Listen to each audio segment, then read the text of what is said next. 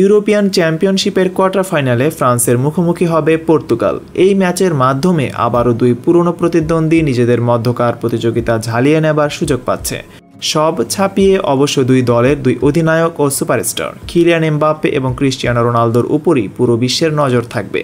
জার্মানির হামবার্গে শেষ ৮-এর এই লড়াইয়ে ইউরোপের দুই ফুটবল পাগল জাতি নিজেদের এগিয়ে নেবার জন্যই মাঠে নামবে, কিন্তু দুই দলের কেউই এখন পর্যন্ত জার্মানিতে নিজেদের নামের প্রতি সুবিচার করতে পারেনি।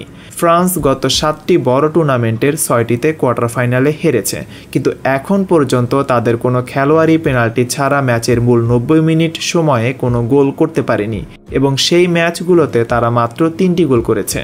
এর মধ্যে এমবাপ্পে একটি করেছে পেনাল্টি থেকে, বাকি দুইটি হয়েছে আত্মঘাতী গোল। শেষ ১৬তে বেলজিয়ামের আত্মঘাতী গোলে বেলজিয়ামকে ১-০ ব্যবধানে পরাজিত করে কোয়ার্টার ফাইনালে উঠেছে ফ্রান্স। অন্যদিকে স্লোভেনিয়ার বিপক্ষে শেষ ১৬তে ১২০ মিনিট গোলশূন্য থাকার পর শুটআউটে জয়ী হয়ে পর্তুগাল কোয়ার্টার ফাইনালে উঠেছে। গোলরক্ষক দিয়েগো কস্তা স্লোভেনিয়ার ৩টি শটই রুখে দিয়ে পর্তুগালকে জয় উপহার দিয়েছেন। অতিরিক্ত সময়ে ক্রিস্টিয়ানো রোনালদো পেনাল্টি মিস করায় ম্যাচের ভাগ্য নির্ধারণে পেনাল্টি শুটআউটের প্রয়োজন হয়।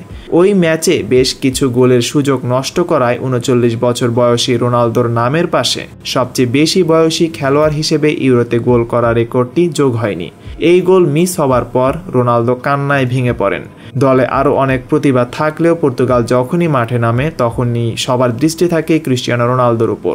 রোনালদো নিজেও জানেন তার ওপর পুরো দল কতটা নির্ভর করে। কোচ রবার্তো মার্টিনেজ রোনালদোকে ছাড়া কিছুই চিন্তা করতে পারেন না।